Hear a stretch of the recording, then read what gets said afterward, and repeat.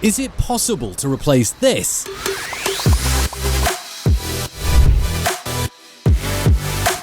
With this?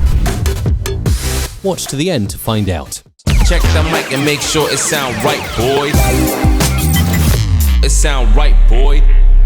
I've been producing content on YouTube since 2010, and it's always been my mission to sound as good as I possibly can, and also, in the process, scour the audio industry and help you to sound great using the very best audio equipment.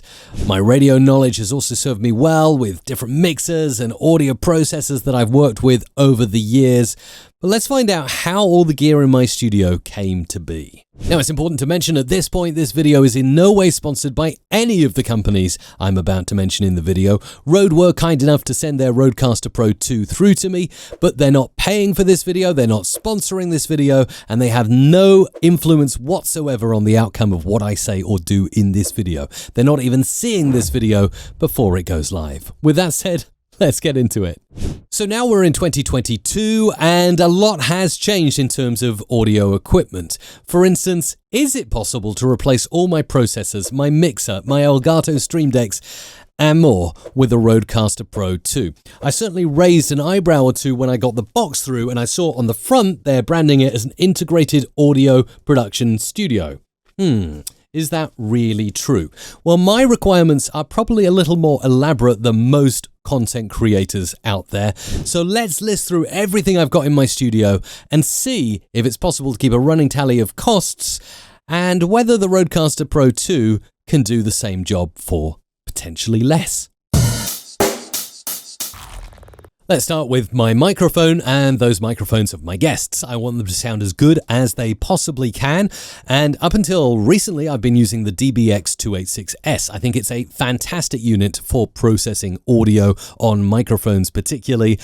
But I found the RODECaster Pro II has 4 different processors on each of its mic channels. 4 mic inputs, 4 processors, and even an easy to get started guide to say I'm working with condenser, dynamic, or popular microphones that Rode make with presets already there. Now, as I say, I'm a little bit more advanced than your average creator, and I want to really control everything. The RODECaster Pro, the original one, didn't really give me that much control. This one, though, however, is amazing. With a high-pass filter I'm not using because I don't need that. A de-esser, which as you can see as I'm talking in real time, it is de-essing my voice, which is amazing. I've also got a noise gate. This is brilliant. This is one of the best visual representations of a noise gate I have ever seen. Look at that. Crazy. Then I've got a compressor here that is compressing my voice. So far, we're ticking lots of boxes that the DBX286S would do. Bit of equalization, an exciter, which actually the DBX doesn't really have, so that's an extra bonus. And there's even panning, which I've disabled there. So many great advanced features there on the RODECaster Pro II. Yes, it does replace a $255 DBX286S, and as it's got 4 mic channels with 4 processing units, that's actually a saving of 4 DBX286S units. Now I do a little bit of overall processing on my final sound before it hits you as a live stream, a podcast, or in this case, a YouTube video. And I use 2 DBX units for it. The 215S, it's an EQ strip at $225, and the 166XS, which comes in at $215. On the RODECaster Pro II, I can go into the advanced settings, I can look for outputs, and I can go to processing, and there is a master compeller there. So there is a compressor that goes over my final sound, which is not just my microphone, but any audio that I play from the computer, any sound effects, any music, any other guests will be going through this master compressor. So that definitely replaces my DBX 166XS. However, there is not an EQ strip on the final master channel. And I'd really love that, potentially in a future update from Rode. That'd be nice to have an overall EQ for the final mix of my audio before it hits a live stream or podcast or YouTube video.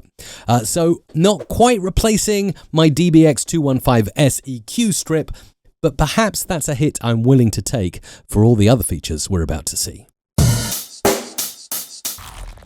I have a plethora of audio interfaces, way too many. I have the Focusrite Scarlett 2i2, which is where I connect the final output of my DBX units that are chained together so that you can hear the final stream. So that Focusrite 2i2, that is the thing that all the processed audio goes to just before it hits you on the live stream. I don't need that because all the processing is done inside a RODECaster Pro II, and I'm able to send it straight out to a live stream. How about the Rode AI1? That's a little audio interface from Rode that I've had kicking about for ages, and I've used it to play jingles and music beds through my Elgato Stream Deck on live streams and podcasts.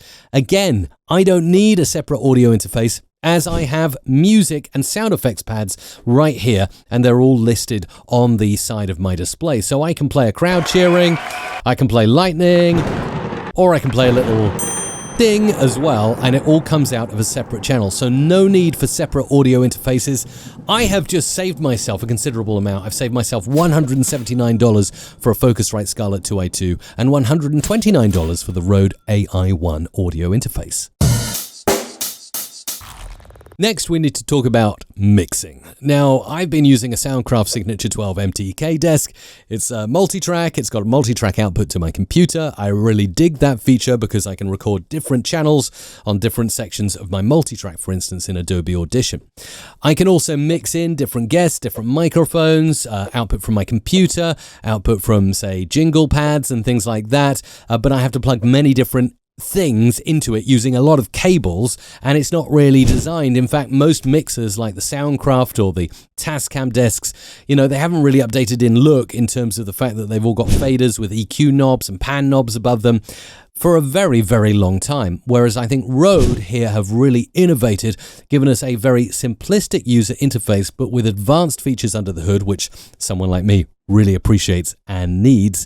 And so I feel that there's nothing that my Soundcraft Signature 12 MTK desk can't do that the RODECaster Pro II can equally do as well for my particular use case. So in this case, I've saved myself $585 for a Soundcraft desk, and I've got the RODECaster Pro II right here in front of me with microphone channels. It's also got audio outs from my computer and an audio out specifically for my jingles and music beds. And what I really like about this is I can actually go in and I can assign the different faders. So I can go into faders and I can move these around. So if I want the computer output on fader 2, I can just swap it around like that. I can also move the jingles to be on fader 3, and like that. It's so easy to just suddenly move faders to different parts, which of course in a traditional analog mixer would take me unplugging and replugging jacks. Not the easiest way to do it. Okay, one thing I really like about my Soundcraft Signature 12 MTK is it has a reverb channel on it, so I can add reverb to my voice.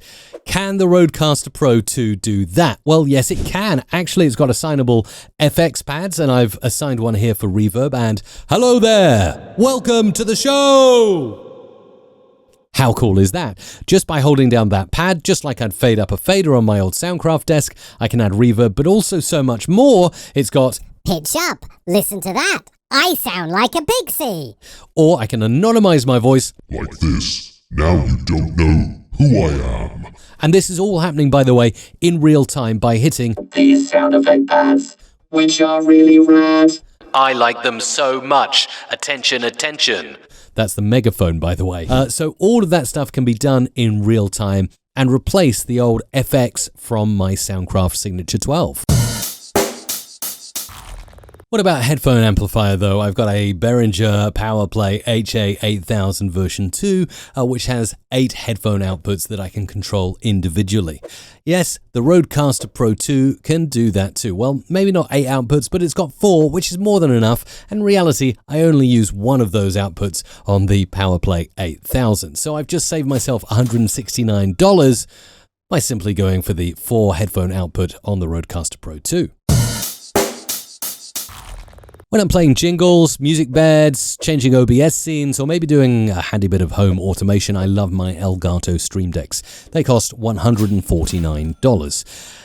Now, as much as I love them, the RODECaster Pro II, well, it can do lots of that stuff. So it can play music, it can play music beds and shouts. Mike Russell. Stuff like that. And Music Radio Creative. And also it can play music on loop. like this music bed, which I can actually fade down using the RODECaster Pro II faders and fade up. It's on loop, but that's one of my niggles. There is a slight gap on looping, so I can't have a looping music bed that plays over and over. I would love that to be fixed in the future so you can seamlessly loop a music bed.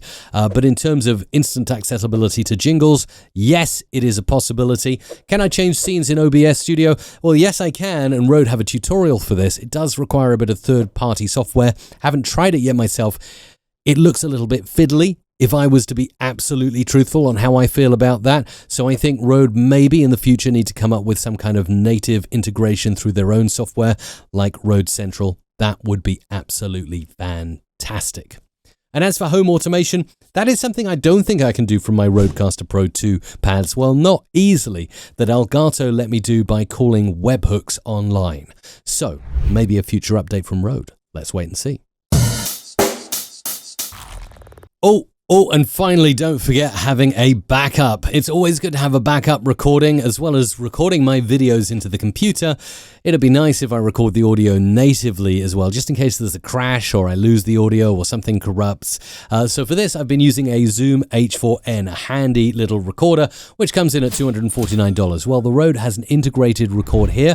I just put an SD card in, hit the record button, and look at that. It's recording onto my SD card natively. No need for an external digital audio recorder. I can record, I can pause, I can start it back up again, I can do all that good stuff, and I can eventually stop my recording there and have backups, which is super, super handy. So again, something else that is taken care of in this tiny little RODECaster Pro II unit. So let's recap all that gear we've just heard about in my studio. The Soundcraft Signature 12 MTK desk at $585. The DBX 286S x4 at $255 a piece. The DBX 215S at $225, the 166XS at $215, two Elgato Stream Decks at $149, a Focusrite 2i2, which is $179, a Rode AI1 at $129, a rack unit to contain all my 19-inch racks, which comes in at $400, a Zoom H4n at $249, and if that wasn't enough, the Behringer PowerPlay HA8000 version 2 at $169. We're coming in for a combined audio studio up until this point at nearly a bill of $3,500. So can I replace it with a RODECaster Pro II at $699 RRP? The answer is a big, resounding yes! And I am actually ripping out all of the old gear in my studio to put this simple RODECaster Pro II in its place. There are many things that have improved in my setup simply by bringing in the RODECaster Pro II. And the first thing is, I have not been happy recently with the quality control on Soundcraft mixer units. Pretty much the last 4 or 5 units I've had have all had faders crackle or break or input jacks go and not work. Now maybe I've just been really unlucky, but I'm kind of at the end of my tether now with using Soundcraft desks. DBX 286S, well, it's brilliant. I've recommended it for ages and I still think it has a fantastic sound, but it is an analog piece of gear. Let's take a look at a little recording I did on my old setup here and listen to it. Okay, this is a test using my current setup. And now I'm going to record a new test using the RODECaster Pro. So let's call this new. This is a test using my new setup on the RODECaster Pro II. Now I want you to observe something. If I have this particular recording here and I take a little bit from my old chain, including the background noise, let's copy and paste that over here in Adobe Audition, you will see that the waveforms are pretty much the same volume. Maybe I've made it a little bit louder on the RODECaster, but what I want you to pay particular attention to is the noise floor. Now look at the lovely black indication there that it's very quiet on my RODECaster Pro II. The Revolution preamps really are amazing, and all of the noise here introduced by my old setup, that analog hiss, albeit very quiet, is now eliminated using my new setup. Not only can I get rid of audio interfaces, I can get rid of cables in my studio, I can save the planet by using less electricity and less gear, and also have less electronic gear radiating around me, which has to be a good thing. I love simple things, like for instance, Rode have thought about having a dust cover for their RODECaster Pro II, which is fantastic. I can just pop it on the top there and it keeps it protected from dust. I cannot tell you the amount of times I've had frustration trying to get a vacuum cleaner in between the faders and bits on my desk. So having a dust cover is absolutely amazing. A really good thought there from Rode. I really like the fact that for all the effects you can put on your audio channels, you've got great little displays that show you exactly what's going on with your audio, unlike the DBX where you kind of have to go on feel and moving the dial to your own content. It's user-friendly, it's simplified, it's not got any fancy knobs or buttons that you don't need. You can move this thing around, so not only can it sit in my studio, but I can also take it with me. I can't imagine trying to take $3,500 worth of gear that weigh many kilos over the RODECaster Pro II that weighs around 2 kilos or less. I also really like the fact that Rode are listening to the modern day content creator and creating products based on the feedback that they get, which I don't see many other companies doing in this day and age. So a big thumbs up to Rode. I know they've been great with firmware releases and updates based on what they're hearing. So I'm looking forward to what the future holds for the RODECaster Pro II. A few things I'll say that I don't particularly like. I had to get used to a little bit of latency in my headphones. Yes, because there is digital processing on this desk and it's not analog, my voice is not in real time. There's like literally a split second, a hair of a second delay, but I can notice it. And it reminds me when I used to be on air on radio stations and I'd hear my voice with that kind of delay effect in the headphones. With the analog gear that I had previously, I didn't get that. Now, I'm not sure that's an issue that Rode can fix because of the fact that it's digital processing. There has to be a split hair of a second of delay. You may not even notice it if you've never experienced that before, but as I've worked with a lot of audio, I can hear it. It'll take some getting used to, but I think I'll be okay with that. Rode were really kind to send their NTH100 headphones through to me, and I did try them out and I really tried to make them work, but I have to say that I'm not going to stick with those headphones at $149, and I do recommend you pay the extra, the $259 for the Beyerdynamic DT700 Pro X headphones. These are great headphones. I've been using them for years and they still do not get superseded by any other headphones, not even. Good try, Rode, with the NTH100s. They do look really pro, but they don't sound, in my opinion, quite as good as my trusty Beyerdynamic headphones. Also, I'll say the MIDI key integration, well, it feels like it's in the very early stages at the moment, and I don't know if I'm going to mess around with third-party software to get OBS scene switching working, or any other commands on my computer working, or even interface it with my audio producer piece of equipment like Adobe Audition, or if you're using Reaper or Pro Tools. I just don't know if I'll go through the faff yet. I think Rode need to create something in Rode Central, kind of like Elgato have with their Stream Decks. They have a native piece of software that works with OBS, it works with home automation, it works with all of that. And with that said, with the RODECaster Pro II, I think I'll also keep my Elgato Stream Decks on hand because they simply are brilliant, and I don't think they're replaced yet by the smart pads on the RODECaster Pro II.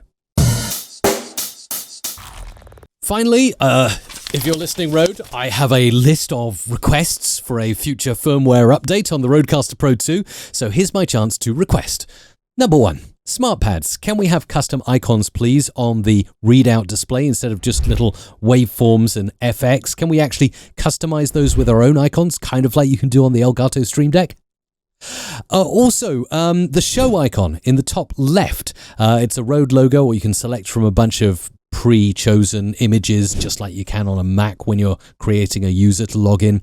Again, Rode, I'd love to be able to create my own icon or put the Music Radio Creative logo in the top left. That'll look really cool. Request number 3, clocks. When you set the clock on the RODECaster Pro II, you have to type it in manually as if you're setting up a brand new analog alarm clock from the 80s. can we not have a sync option with an NTP server online? Seeing as there's a wireless connection, there's also an Ethernet cable on the back, it must be possible to do some kind of NTP sync. And then that means as streamers and podcasters, we can go live on the hour at exactly the right time. It must be an easy thing to implement, surely, please, in a future update. Request number 4, loop doesn't loop. Look, if I play this music bed, which I have perfectly looped and inserted into my smart pad, when it gets to the loop, oh, there's like a split-second delay there. So I'd love to be able to loop music beds without a gap. And my final request for you, Rode, on the master outputs, instead of just a compressor, could we have an EQ strip that we can customize, kind of like we have on the mic channels, and then a final compressor that compresses things, just so we can add our own signature sound for those real knobby creators like me who would like to do it. Please, please, please, please. And so with all of that said, yes, I'm a massive fan of the RODECaster Pro II. I think Rode have done a phenomenal job. They've been listening over the years. And like I say, the original RODECaster, it's a great bit of gear if you are a simple podcaster that wants to connect together your mics and get them sounding great. Don't get me wrong, but I wasn't going to put something in my studio until I was sure it could replace all of my gear. And I feel that this $699 mixer here, so much more than a mixer really, is replacing nearly $3,500 worth of pro audio equipment. And with that said, this is now going to be my main recommendation going forward to anybody who's looking for a solution that does everything I want and a lot more on the side as well. If you'd like to check out all the gear I'm using and recommending right now, do go to mrc.fm/resources. That's mrc.fm/resources. If you did enjoy this video, make sure to click subscribe and geek out with me on all things audio. Until the next time, keep calm and produce on, my friends. Thumbs up, subscribe for more. MusicRadioCreative.com